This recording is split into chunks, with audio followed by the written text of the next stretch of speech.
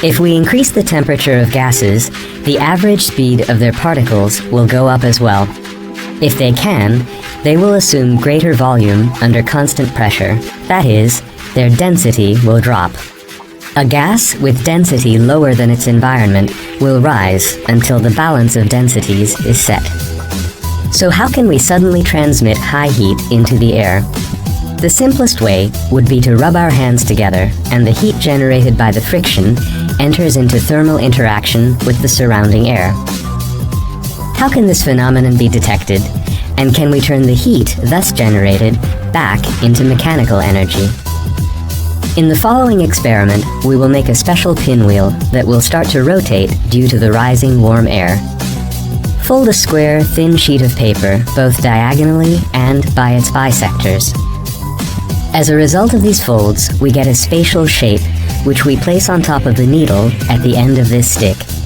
If we rub our hands together vigorously, then open them both below the paper, the wheel will start rotating. Watch out! The heat generated this way may even burn the outer layer of the skin. So the heat we have generated warmed up the surrounding air, the density of which dropped, and as a result, thermal convection formed. This thermal convection augmented the kinetic energy in the pinwheel until, due to the interaction with the environment, the temperature of our hands dropped. You can read more about the transformation of kinetic energy to heat in the works of Joule.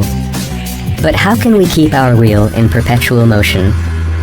Pour hot water in a juice box and place a spiral made of thin tinfoil above the opening. The spiral will stay in motion for hours, thanks to the heat mirror. So the internal energy of the liquids, that is, the kinetic energy of the spiral, becomes visible. The inside of juice boxes has a thin tin layer. This layer reflects not only light, but also heat rays, thus creating a heat trap. The difference in temperature of the liquid inside and that of the environment will equalize in a delayed manner.